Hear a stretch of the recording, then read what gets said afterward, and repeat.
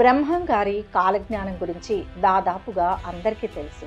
ప్రపంచ విపత్తులు లేదా ఏదైనా సంఘటనల గురించి ఏదైనా జరిగినప్పుడు బ్రహ్మం గారు ఆనాడే చెప్పారు అని అంటుంటారు. బ్రహ్మం గారు తన కాలజ్ఞానంలో భవిష్యత్తులో జరిగే ఎన్నో విషయాలను ముందుగానే ఊహించి రాసుకొచ్చారని అంటారు.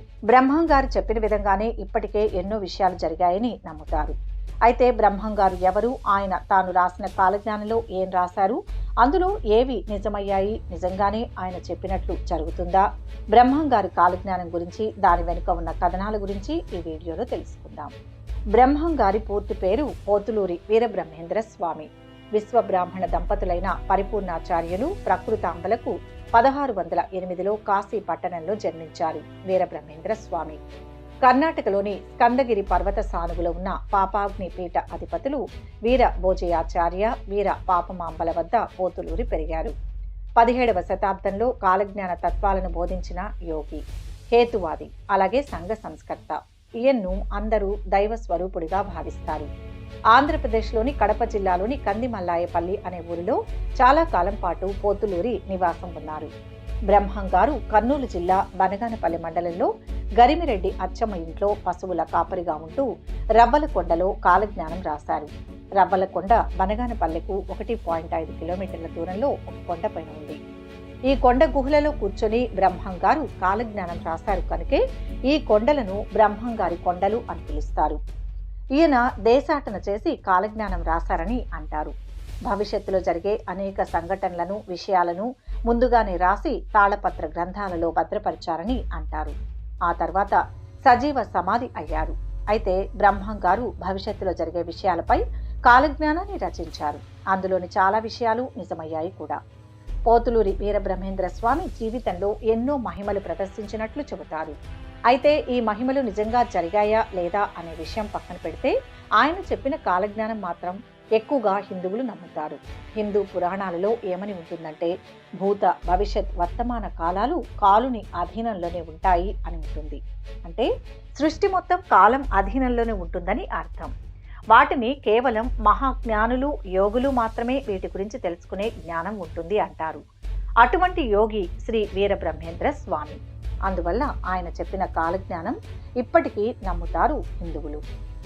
అసలు కాలజ్ఞానం అంటే ఏంటో ఇప్పుడు తెలుసుకుందాం. కాలజ్ఞానం అంటే భవిష్యత్తులో జరిగేది ఊహించి చెప్పడం. మన యోగులకు, ఋషులకు సాధ్యమైన విషయమే అని పురాణాలు చూస్తే తెలుస్తోంది. అయితే పురాణాల విషయం పక్కన పెడితే భవిష్యత్తు గురించి జరగబోయే విషయాలను చెప్పిన వ్యక్తుల్లో ప్రపంచానికి తెలిసిన వ్యక్తి నాస్ట్రోడామస్. ఆ తర్వాత తెలుగువారికి ఎక్కువగా తెలిసింది వీరబ్రహ్మేంద్ర స్వామి. కాలజ్ఞానం ఒక విధంగా జ్యోతిష్యం లాంటిదనే చెప్పుకోవచ్చు. జ్యోతిష్యం గ్రహగతుల ఆధారంగా కొందరు వ్యక్తుల జీవితంలో భవిష్యత్తులో జరగబోయే సంగతులను వివరించి చెప్పేది. ఈ జ్యోతిష్యంలోనూ అనేక పద్ధతులు ఉన్నాయి. నాడీ జ్యోస్యం, హస్త సాముద్రికం లాంటివి. అయితే కాలజ్ఞానం జ్యోతిష్యానికి చాలా భిన్నంగా ఉంటుంది. ఇది ఒక దేశ, ప్రపంచ పోకడల గురించి చెప్తుంది. అంటే భవిష్యత్తులో సాంకేతికంగా వచ్చే మార్పులు, ప్రకృతి వైపరీత్యాలు, దేశానికి ఏర్పడే ముప్పులు, పెను విపత్తులు, ప్రముఖ వ్యక్తుల పుట్టుక, వారి జీవనం, ఇలాంటి సంగతులెన్నో ఇందులో వివరిస్తూ ఉంటారు. వీరబ్రహ్మేంద్ర స్వామి చెప్పిన వారి జోస్యాలలో చాలా వరకు సూటిగా చెప్పి ఉండవు.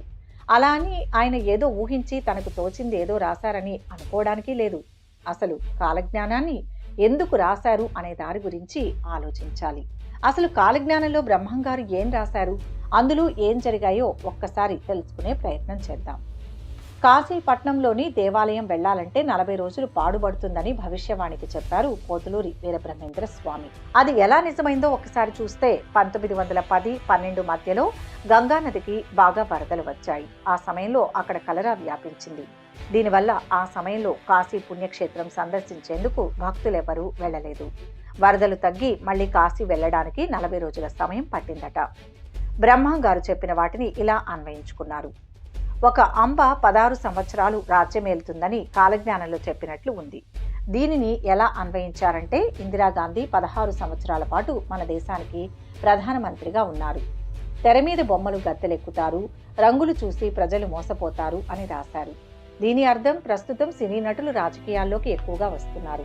తమిళనాడు మాజీ సీఎం జయలలిత అంతకంటే ముందు సినిమా నటి. అలాగే మన మాజీ సీఎం ఎన్టీ రామారావు సినీ రంగం నుంచి వచ్చిన వారే. చిరంజీవి, విజయశాంతి, జమున, పవన్ కళ్యాణ్ ఇలా చెప్పుకుంటూ వెళ్తే చాలా మంది తెర మీద నటులు రాజకీయాల్లో ప్రవేశించారు. రాచరికాలు, రాజుల పాలన నశిస్తాయని చెప్పారు. దీన్ని బట్టి చూస్తే ఇప్పుడు భారతదేశంలో రాచరికపు వ్యవస్థ లేదు. ఆఖరికి జమీందారీ వ్యవస్థ కూడా లేదు. ఉన్నదల్లా ప్రభుత్వం మాత్రమే. ఎన్నికల్లో ప్రజలు గెలిపిస్తేనే అధికారంలోకి వస్తారు. కనుక పోతులూరి వీరబ్రహ్మేంద్ర స్వామి చెప్పిన మాటల్లో రాచరికాలు, రాజుల పాలన లేదు అంటే అర్థం ఇదేనని భావిస్తారు. ఆకాశంలో పక్షి, వాహనాదులు కూలి అనేక మంది మరణిస్తారని రాశారు. పోతులూరి ఈ విషయం కాలజ్ఞానంలో రాసే సమయంలో అసలు విమానాలే లేవు. పుష్పక విమానం అంటూ పురాణ కథలు మాత్రం ఉన్నాయి. ప్రస్తుతం అప్పుడప్పుడు విమాన ప్రమాదాలు జరుగుతున్నాయి. ఇందులో ఎంతో మంది చనిపోతున్నారు. సో బ్రహ్మంగారు చెప్పిన దాన్ని ఇలా అన్వయించుకుంటారు.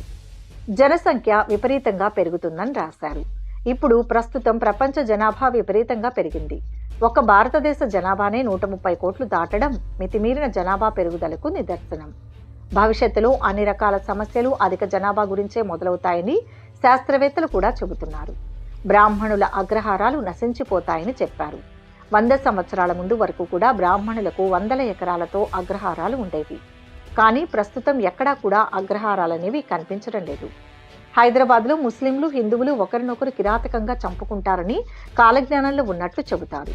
అయితే 20 సంవత్సరాల ముందు వరకు కూడా హైదరాబాద్లో మత కల్లోలాలు జరిగేవి. అది కూడా కేవలం హిందూ ముస్లింల మధ్య మాత్రమే ఎక్కువగా జరుగుతుండేవి. వేశ్యల వల్ల ప్రజలు భయంకర రోగాలకు గురవుతారు. వావి వరసలు లేకుండా మనుషులు మృగాల్లా ప్రవర్తిస్తారని చెప్పారు. ప్రస్తుతం ప్రపంచాన్ని భయపెడుతున్న ఎయిడ్స్ వ్యాధికి మందే లేదు. ఈ వ్యాధి వచ్చిన వారు మరణించక తప్పదు. అక్రమ సంబంధాలు ఇటీవల విపరీతంగా పెరిగి హత్యలకు దారితీస్తున్నాయి. విదేశీయులు వచ్చి భారతదేశాన్ని పరిపాలిస్తారని చెప్పాడు. బ్రహ్మంగారు చెప్పినట్లే బ్రిటిష్ వారి చేతుల్లో భారతదేశంలోని ప్రజలు చాలా సంవత్సరాలు బానిసలుగా బతికారు. చిత్ర విచిత్రమైన యంత్రాలు వస్తాయి, కానీ చావు పుట్టుకలు మాత్రం కనుగొనలేకపోతారని కాలజ్ఞానంలో బ్రహ్మంగారు చెప్పారని అంటారు. దీనిని అన్వయించుకుంటూ సృష్టిని మార్చడానికి ఎన్నో ప్రయత్నాలు చేశారు. అన్ని రంగాల్లాగే వైద్య రంగం కూడా బాగా అభివృద్ధి చెందింది. కాలు విరిగితే రాడ్ వేస్తున్నారు. అసలు కాలే లేకుంటే కృత్రిమ కాలు పెడుతున్నారు. గుండె మార్పిడి దగ్గర నుంచి ఎన్నో ఆపరేషన్స్ జరుగుతున్నాయి. ఇంత అభివృద్ధి సాధించిన మాట నిజమే, కానీ చనిపోయిన వారిని బ్రతికించే యంత్రం, మనుషుల్ని పుట్టించే యంత్రాన్ని ఇప్పటి వరకు కనుక్కోలేదు. ఏమో భవిష్యత్తులో కనుగొంటారేమో. రావణ కాష్టంలో కల్లోలం చెలరేగి దేశాన్ని అల్లకల్లోల పెట్టెను అని కాలజ్ఞానంలో ఉందని అంటారు. రావణుని దేశం అంటే శ్రీలంక. శ్రీలంకలో తమిళులు, శ్రీలంక వాసుల మధ్య జాతి కలహాలు మొదలయ్యాయి. చివరకు ఆ గొడవే భారత అప్పటి ప్రధాని రాజీవ్ గాంధీని బలికొన్న విషయం తెలిసిందే. దీంతో పెద్ద అల్లర్లే జరిగాయి. బ్రహ్మంగారు చెప్పిన రావణ కాష్టాన్ని దీంతో అన్వయించుకున్నారు. గట్టివాడైన పొట్టివాడొకడు దేశాన్ని పాలిస్తాడని బ్రహ్మంగారు రాసినట్లు చెప్తారు. ఇప్పటి వరకు దేశాన్ని పాలించిన ప్రధానులలో పొట్టివాడైన లాల్ బహదూర్ శాస్త్రి సమర్థవంతమైన పాలనను అందించారు. ఇలా ఈ విషయాన్ని కూడా అన్వయించుకున్నారు. కపట యోగులు విపరీతంగా పెరిగిపోతారని, వీరి వల్ల ప్రజలందరూ మోసపోతారని చెప్పారు. ప్రస్తుతం గాల్లోంచి ఏవేవో వస్తువులు సృష్టించి ప్రజలను మోసం చేసే బాబాలు, కపట సన్యాసులు పెరిగారు. వీరికి ఏ మహిమలు లేకపోయినా ప్రజలు వారిని గుడ్డిగా నమ్మేస్తున్నారు. పైగా ఈ దొంగ స్వాములు విలాసాలకు బానిసలుగా కూడా ఉన్నారు. ఎందరో దొంగ సన్యాసుల గుట్టు బయటపడడం కూడా మనం చూశాం. అంతేకాదు, ఒక అంతు చిక్కని రోగం ప్రపంచ దేశాలను వణికిస్తుంది. ఎంతో మంది చనిపోతారని బ్రహ్మంగారు రాసినట్లు చెప్తారు. దీనిని కరోనాకు అన్వయించారు. కరోనా కారణంగా ప్రపంచ వ్యాప్తంగా ఎంతమంది చనిపోయారో వేరే చెప్పనక్కర్లేదు. ఇక బ్రహ్మంగారు చెప్పినవి ఇంకా జరగనివి ఉన్నాయి. అవేంటో ఇప్పుడు తెలుసుకుందాం. బ్రహ్మంగారు చెప్పిన విషయాలలో ఇప్పటి వరకు జరగనివి, భవిష్యత్తులో జరుగుతాయి అనుకునే వాటి గురించి చూస్తే కృష్ణానది కనకదుర్గమ్మ వారి ముక్కుపుడకను అందుకుంటుంది అని ఉంది. ఒకవేళ జల ప్రళయం ఏర్పడి లేదా భూకంపం వచ్చి నాగార్జున సాగర్ డ్యాం బేటలు పడి అలాంటి విపత్తే జరిగితే కృష్ణానది ఇంద్రకీలాద్రిని తాకే ప్రమాదం ఉంది. 5000 సంవత్సరాల తర్వాత కాశీలో గంగ కనిపించకుండా మాయమైపోతుందని అంటారు. దీనిపైన భిన్న వాదనలు ఉన్నాయి. చెన్నకేశవ స్వామి మహిమలు నాశనమైపోతాయని, ఇంకా కృష్ణానది మధ్య ఒక బంగారు రథం పుడుతుందని ఉంది. దాన్ని చూసిన వారికి ఆ కాంతి వల్ల కళ్ళు కనపడవని, గుడ్డివారు అవుతారని ఉందని చెప్పారు. పర్వతానికి ఒక మొసలి వస్తుంది. అది 8 రోజులు ఉండి భ్రమరామ గుడిలో దూరి మేకపోతుల అరిచి మాయమవుతుందని చెప్పాడు.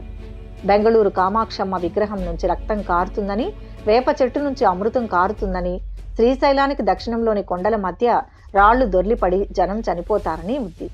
వీరబ్రహ్మేంద్ర స్వామి చెప్పిన కొన్ని జోస్యాలు కాస్త అస్పష్టంగా ఉండడం వల్ల వీటిని అనుసరించి ఖచ్చితంగా ఏ సంఘటనలు ఎక్కడ జరుగుతాయో ఊహించడం కష్టం. ఉదాహరణకు బ్రహ్మంగారు చెప్పిన వాటిలో ఇలా ఉంది: ఆకాశాన 2 బంగారు హంసలు వచ్చి పురములందు వనములందు నదులయందు సంచరించను. ప్రజలు వానిని పట్టుటకు పోయి కన్నులు కానక గిరగిరా తిరిగి లక్షోపలక్షలుగా చచ్చేరు అని ఉంది. దీనికి స్పష్టమైన అర్థం లేదు. పేర్లు వివరాలు లేవు. బంగారు హంసలు అంటే అణుబాంబులు కావచ్చు. అణుబాంబులు పేలినప్పుడు విపరీతమైన మంటలు వస్తాయి. ఇవి పట్టుకునేందుకు ప్రయత్నిస్తే ఎవరైనా మరణించడం ఖాయం. అలా కాకుండా ఉల్కల గురించి కూడా ఇక్కడ చెప్పుకోవాలి. గతంలో ఆకాశం నుంచి భూమి మీద పడిన ఉల్కల వల్ల జీవజాతులు నశించిపోయాయి. ఉల్కలు భూకక్షలోకి ప్రవేశిస్తే ఆ రాపిడికి మంటలు వస్తాయి. దీంతో పెను ప్రమాదం జరిగే అవకాశం ఉంది. వీటిని కూడా బంగారు హంసలు అని అన్వయించుకునే అవకాశం ఉంది. అణుబాంబులు ఉల్కలు కాకుండా యుఏఓలు అంటే అన్ఐడెంటిఫైడ్ ఆబ్జెక్ట్స్ కూడా కావచ్చు. ఇవి భవిష్యత్తులో భూమి మీదకు వస్తాయా? వీటి వల్ల ప్రజలు మరణిస్తారా? పై ప్రశ్నలకు జవాబులు మనకు దొరకడం చాలా కష్టం. సో కాలజ్ఞానంలో ఇలాంటి అంశాలు ఎన్నో ఉన్నాయని చెప్తారు. బ్రహ్మంగారి కాలజ్ఞాన తాళపత్ర గ్రంథాలు ప్రధానంగా కందిమల్లయ్యపల్లెలో బ్రహ్మంగారి సమాధి దగ్గర చెక్కపెట్టెలో పాదుకలు ఉన్నాయని అంటారు.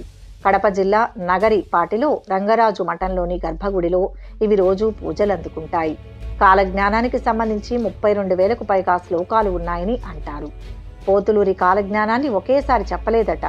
అనేక సందర్భాల్లో వేర్వేరు వ్యక్తులకు తెలియచేశారని అంటారు.